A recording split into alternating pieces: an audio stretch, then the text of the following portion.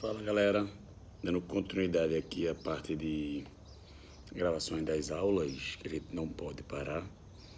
Então a gente está lançando aí mais um capítulo de triângulos, nessa parte hoje de geometria plana. E a gente vai dar continuidade a trabalhar com isso, beleza? Então o que é que nós temos? Se você para analisar geometricamente na sua vida, qual foi a figura que você mais estudou? A figura que você mais estudou na sua vida foi triângulos. Triângulos que também pode ser chamado de quê? Trilátero. Então, quando você começa a trabalhar com triângulos ou triláteros, vocês têm algumas informações bem importantes que às vezes ele deixa passar, ele não pode deixar passar.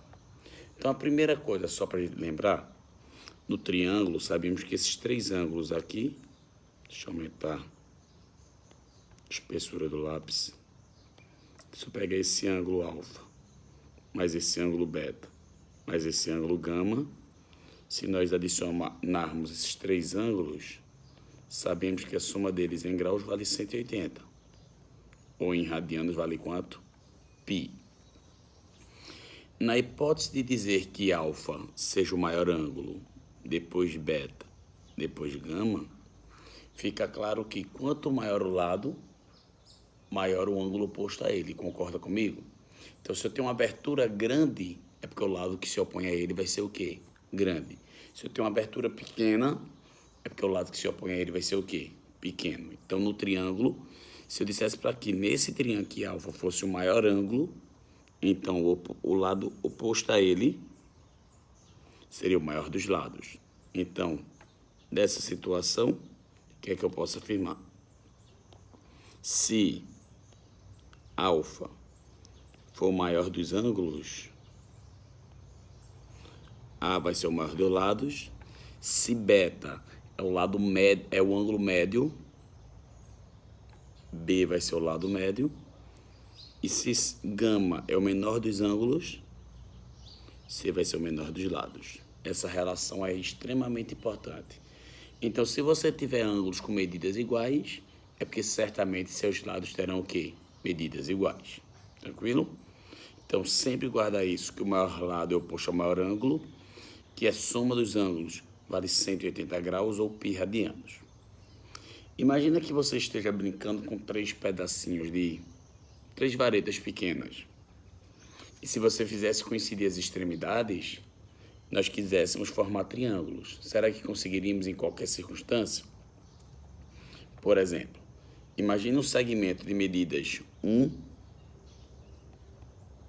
e 2. Ou 10, 10 e 20, você escolhe a mesma linha. Então, se você tivesse nessa ideia aqui, imagine que um segmento de medida 2 e tivesse outro segmento aqui, ó, de medida 1. E outro também aqui.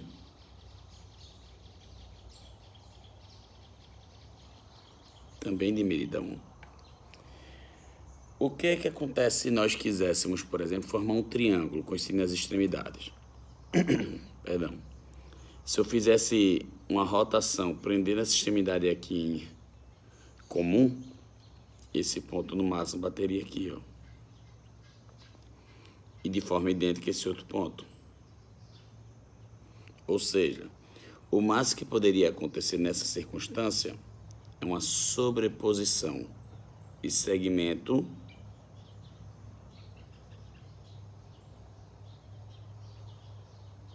em cima de segmento.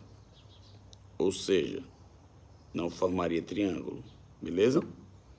Ou seja, se eu tiver um segmento que seja igual à soma das medidas dos outros dois segmentos, você não consegue formar um triângulo. Então, se um segmento for igual à soma dos outros dois, imagina se for maior que a soma.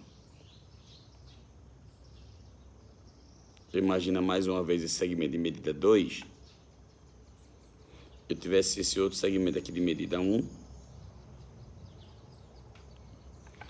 E esse outro segmento aqui de medida meio. Se você fizesse coincidir as extremidades aqui, você vai verificar que você não consegue gerar essa coincidência de extremidades. Então, se você sair rotacionando esse segmento e esse em momento algum você iria conseguir formar um triângulo, e o máximo que você teria seria dois segmentos que estariam se sobrepondo a um outro, e nem as extremidades em si coincidiriam. Perdão. Ou seja, se eu tiver três segmentos fazendo coincidir as extremidades, um dos segmentos não pode ser nem igual à soma dos outros dois, nenhum segmento pode ser igual ou pode ser maior que a soma das medidas dos outros dois para formar um triângulo. E a condição exatamente é que, se você tem três segmentos, por exemplo, 20, 17,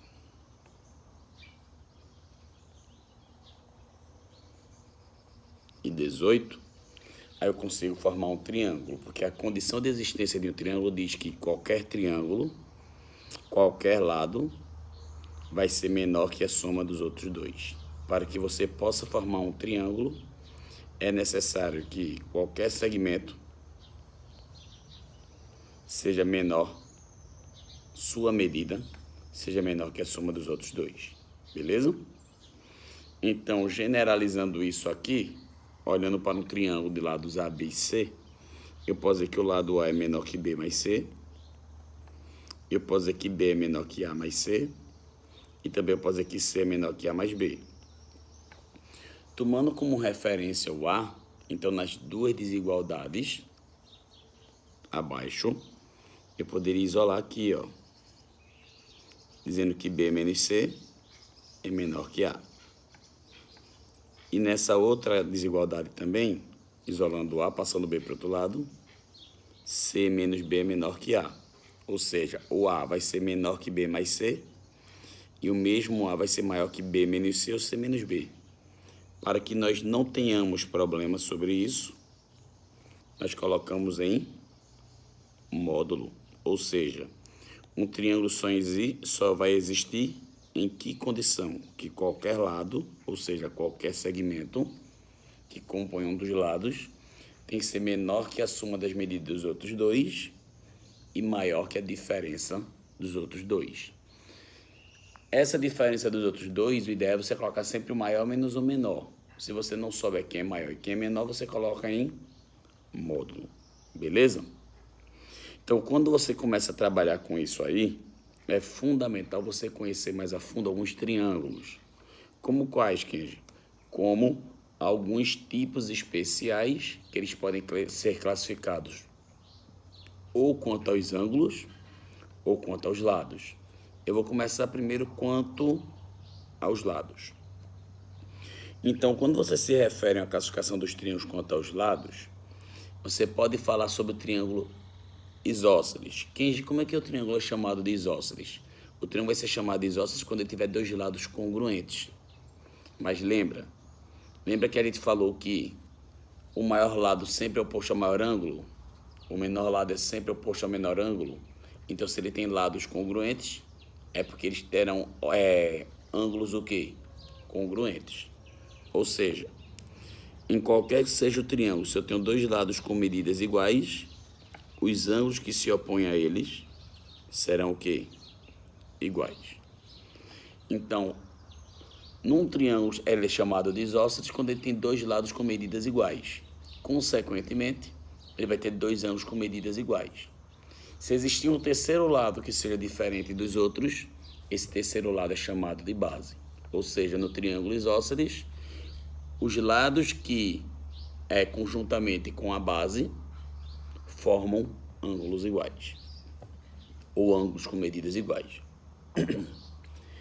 Já quando o triângulo é chamado de equilátero, o nome já diz tudo, equi mesmo, látero, lados.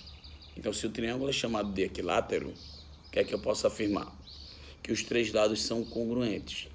Mas, mais uma vez, se os três lados são congruentes, como serão os três ângulos? Também serão congruentes. Se a soma dos três ângulos mede 180 graus, então se os três ângulos são congruentes, eu vou pegar os 180 e dividir por 3. Ou seja, cada ângulo do triângulo equilátero mede sempre 60 graus. E a recíproca também é verdadeira, pessoal. Como assim, gente?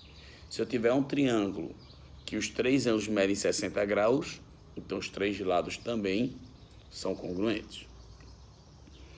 E, finalmente, você começa a trabalhar com o triângulo escaleno. Kenji, como assim? O que é um triângulo escaleno? É um bem esculhambado. Ou seja, os três lados são distintos, consequentemente, os três ângulos também serão distintos. Beleza? Então, volta lá na classificação de triângulos agora quanto aos ângulos, para a gente mostrar algumas relações de extrema influência e importância para cálculos mais à frente. Já voltamos.